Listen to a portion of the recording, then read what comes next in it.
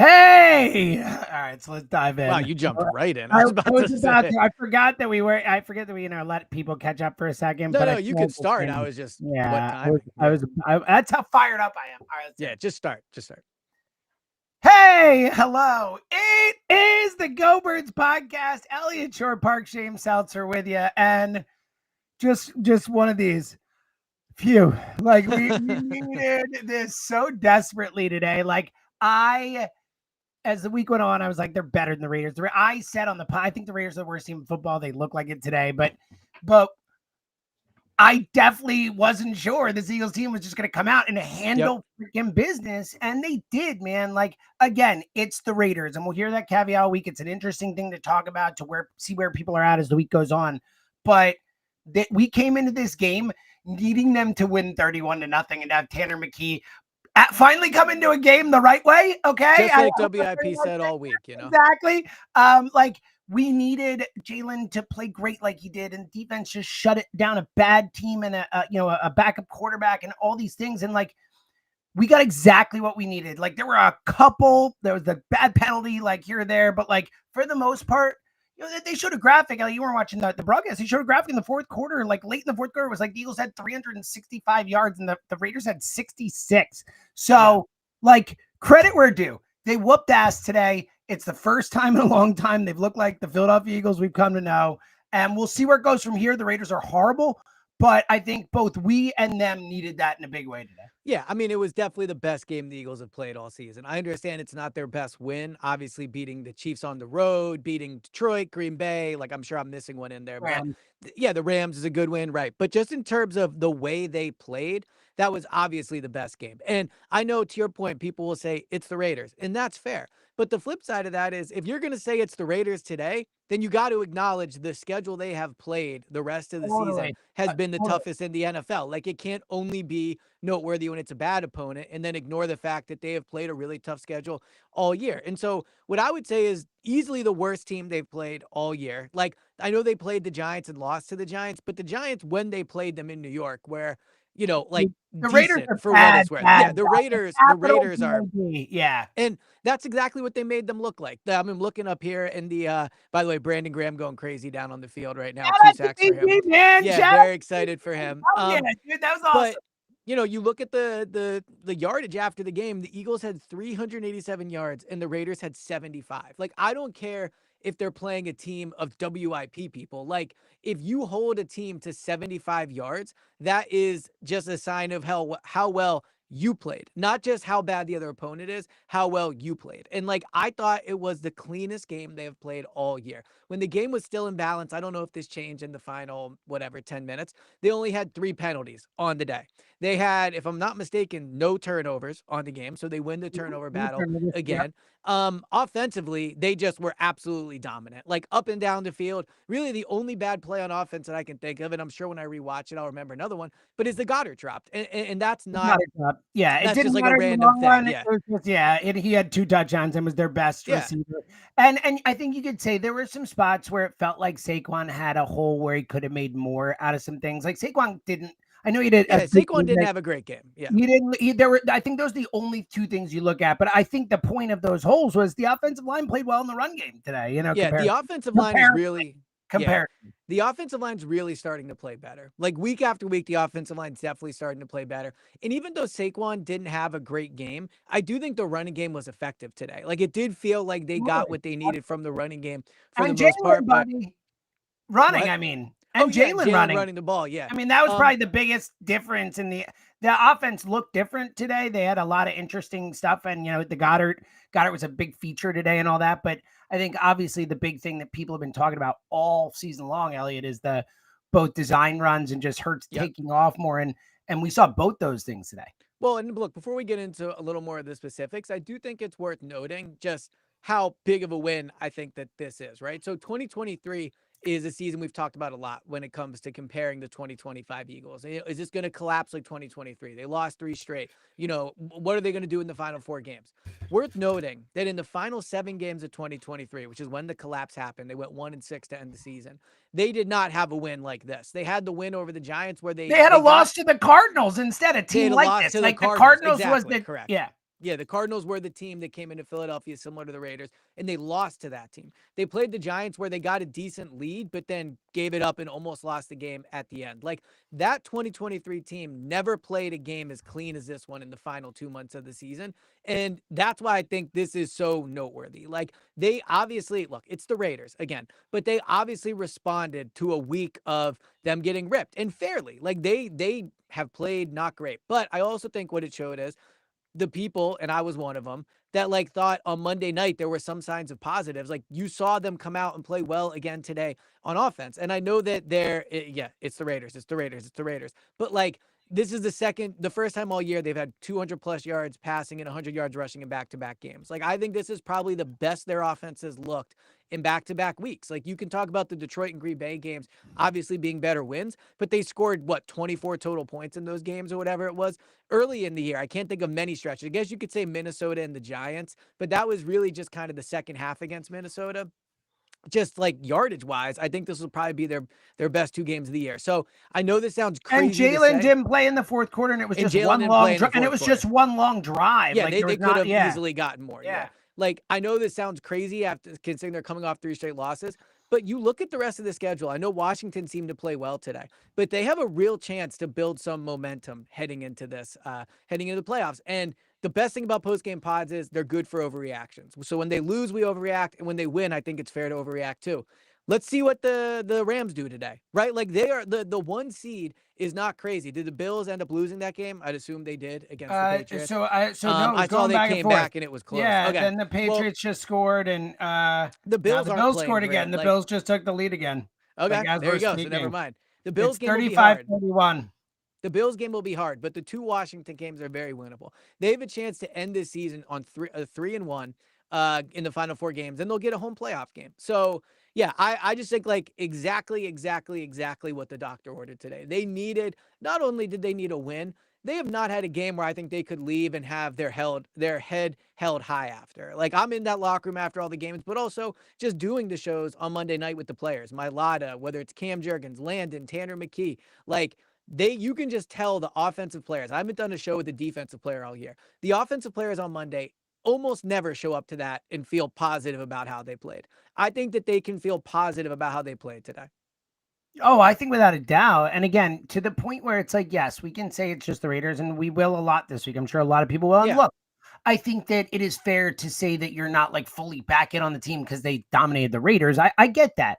But I think for those guys in the locker room, and the whole, they're humans and all that thing, I think they needed something like this, no matter who the opponent was. I think they needed to execute well, to function at a high level together, to dominate an opponent. Yes, the Raiders are horrible, but there's still an NFL opponent on the schedule. And how these guys talk. And I think how they really think is it's hard to get a win each week. It's yes, like they need to play better and this and that, but like, I do think that, people who played, people who coach, you hear that phrase all the time. It's hard to get a win in the NFL, and winning 31-0 doesn't happen that often either. Well, think about this. I mean, they dominated. They shut them out. When was the last Eagles shutout? Like they it were. Was 2018. Yeah. There you go. Like, and Jalen 12 of 15, like 175, 3 tutties. Like they were just efficient. And they, again, for the first time this year, I think it's something, no matter who the opponent, Elliot, no matter who the opponent is, I think, Elliot, it's something that in the room, they can like watch the tape and they can do positive things that they can build on, that can create positive momentum that maybe you're not in your head so much. Maybe you're moving a little quicker. All these things that we know matter, Yeah, no, I agree. I mean, look, maybe the positivity rabbit is gone, but he is still here in spirit. I mean, think about it. Like things change fast in the NFL, and going into this game, things felt so poorly with the team.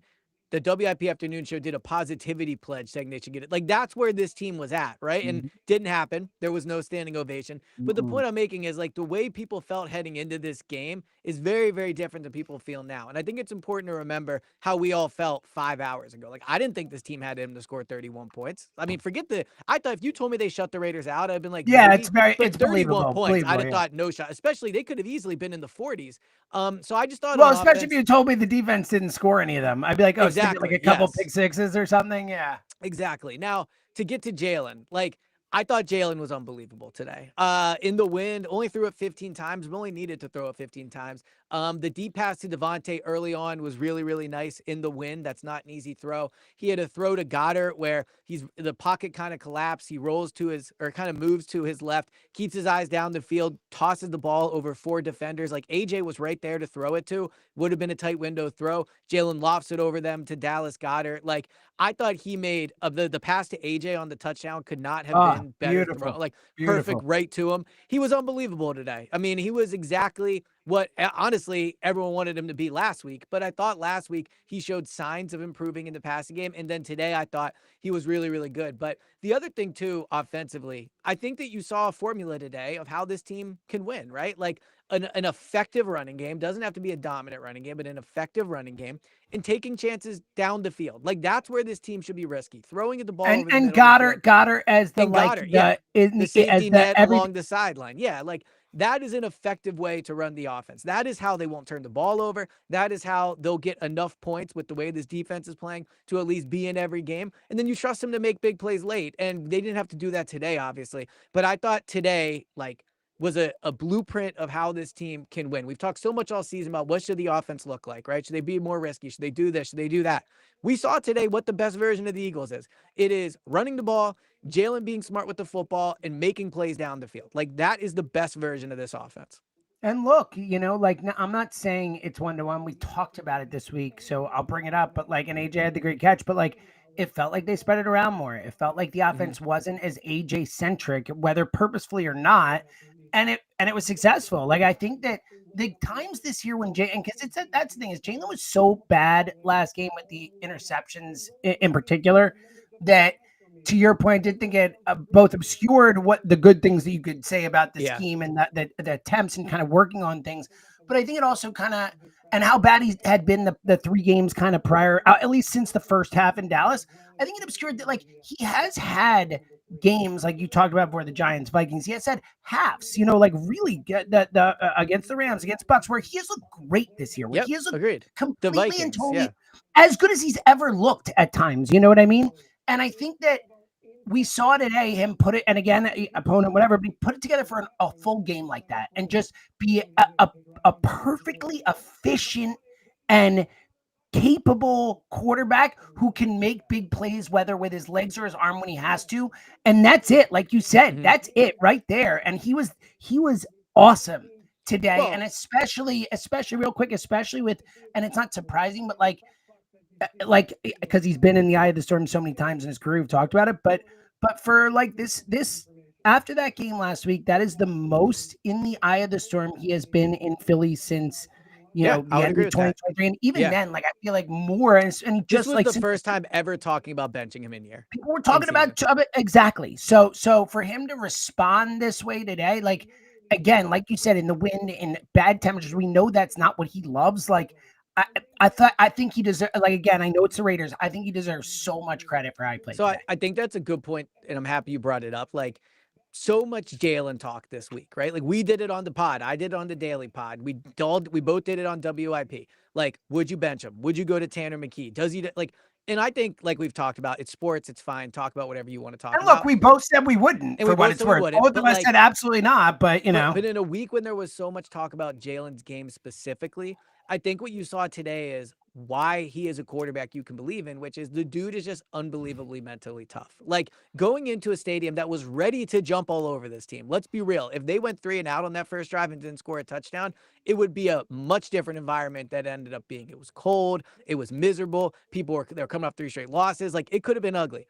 Jalen didn't make like 15 amazing throws or throw for 500 yards. But what he showed today was when the quarterback of your team is not easily rattled and mentally tough, and is in control in the moment. Like that was like the throw to AJ. Like that was like, he saw like a perfect opportunity to either get a completion or get a pass interference. And like on that first drive, talking about, like, that's what kept the drive going. It was such a smart decision, whatever happened there, I just think his ability to never have it get out of control. And that's what was so surprising about the Chargers game last week. Like it didn't even get out of control. They had 2 chances to win the They game. almost won it. Yeah, exactly. But it was definitely one of those games where you're like, I can't believe he has For all these Jalen, it turnovers. felt like it Right. was getting out of control. And I Yes. thought today what you saw is like he is uniquely qualified to be the quarterback of the Philadelphia Eagles because of how he can mentally can control being the quarterback of the Philadelphia Eagles. It is the heaviest crown you can wear in Philadelphia. I would argue it's the heaviest crown you can wear almost in all of sports, like just the pressure, certainly American sports, of being the quarterback of the Eagles. There's just not many jobs in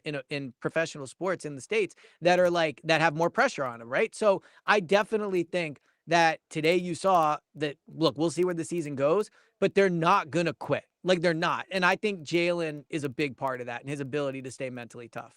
And I think that's why it's so great in big games. You know, I think it all Yeah, goes together. agreed. I mean, today was a big game. Yeah, and look, shout out to the O-line. They had a good game. Shout out to Goddard. He was great. I want to get to two more things before we get out of here. 3, actually, quickly. 2 positives or 2 like I want to get to the defense quickly. Not too much to say, but first, before we leave the offense, are you at all concerned about the Saquon things? He did get nicked up in the game a little bit, came back, but like he just, it didn't feel like, I know he had a good game overall, but and it's not like he's bad or anything like that. It just feels like there are spots where last year he would have kind of been able to separate from people and take advantage of a hole and kind of motor away where or make a guy miss. And it just felt like it hasn't been as consistent. Yeah, I don't think he's the same guy as last year. I think he's still a good running back. I think he can still make plays. I do think he ran hard today. Like even though the it wasn't super effective, I definitely think he ran hard and fought hard for the yardage he had. I mean, at halftime, me and Tucker were talking about, I think they had 35 yards on like 15 carries, which is obviously not ideal, but I thought he ran hard for those yards. Yeah, I don't think he has the breakaway speed consistently that he had last year. I also think part of it is like when your running game isn't consistent. I mean, last year, we've talked this year about the offense really needing to get in rhythm. And last year, not only was offense in rhythm, like the running game was. Like Saquon could gain confidence. Saquon could get things going. And he just never really gets that opportunity. And look, when Tank gets in there, Tank runs with a freshness. Tank runs hard. So yeah, I thought a good day for the running game, but yeah, Saquon didn't look outstanding or anything. Yeah, I think if nothing else, Tank is a change of pace. Giving him a few carries, it makes sense. He does run hard. He kind of slithers through the hole. He's got good agility and all that. Anyway, quickly before the defense, and there's not much to say, but we'll shout him out. The defense is amazing, but before that, quickly, just the coaching overall. Sirianni, I thought Patullo. Yeah, Patullo had an awesome game. Yeah, it was a good day and just look for Sirianni. Talking all weekend, even last year, it's how you get up and you got to stay positive. You got to focus. Like, look, his team showed up in a big way today at home in a, what could have, like you said, been a I think ugly place, and they made it not an ugly place, and they handled business. Yeah, and I think too, from a coaching perspective, like the 3 penalties is really noteworthy to me. I thought they were better with the penalties last week too. I think they only had 5 or 6 penalties last week. Obviously 14 like they had against Dallas. That's not going to happen often, but penalties have been a problem for this team this year. And today they played clean football. And I think that is a sign. I mean, players talked about needing to be more focused during the week. And I thought today, like, they obviously played much cleaner football. So from a coaching perspective, I think the lack of penalties certainly is noteworthy. But then you're right. Like they showed up, they fought. There's been times this year where they could have collapsed. I think one thing they believe internally is the culture they have this year is much better than it was in 2023. No doubt. And I do think today, look, it was a win in a lot of ways. It was a talent win, like all those things, but it was kind of a culture win in the way that they could have been ugly, right? They couldn't have shown. Well, it's like a tale of 2 franchises. Like, look at what one organization is from culture on down, and what the other organization is from culture on down, and that's 31-0. Yeah, and all year I've heard, and it's been a fair point, but like good teams blow teams out. Like that's what great teams blow teams out.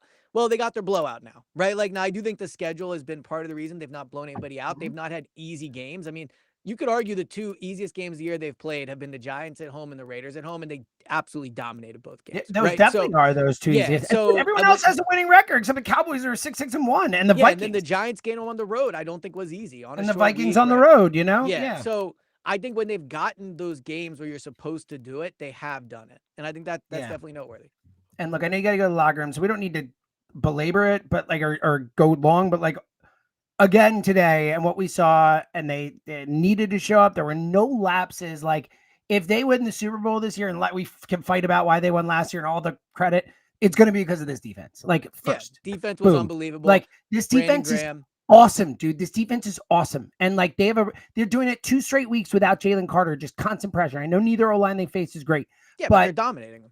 They're dominating, man. I like it. The defense is we shortchange them because there's nothing to say other than they're awesome. It's not like an interesting thing to say, but like they deserve all the credit in the world. Like they are the heart of this team right now. And they are the reason that people should not be out on this team as a Super Bowl contender. We've talked about Jalen can elevate. These guys have been in big games, like, but the defense is the reason it's not crazy. You know, I agree. They were absolutely dominant. Again, like I don't care who you're playing, 75 total yards, especially when look, last year it's in 2018. How many good defenses have we had? How many bad teams have they faced? And I mean, like, and especially when you're up so big in the game, right? Like that is absolutely noteworthy. Like if you're up 24-0, you could see giving up 1 or 2 plays, and they just never did. Like they just never relented. 70-something yards, right? Like, I mean, are you kidding me? They any NFL team, like Kenny Pickett, we know he's not that good, but like he's can do some things out there. He's not like a disaster. Like they just have nobody 70-something yards. I know 70-something yards though. Like that was awesome. They deserve credit. All right, go to the locker room. We'll be back later in the week to react, look ahead to Washington, and maybe some positivity this week. Maybe we don't need a bunny. We'll just do it ourselves. All right, go Birds. That was awesome. Until then, he's Item James.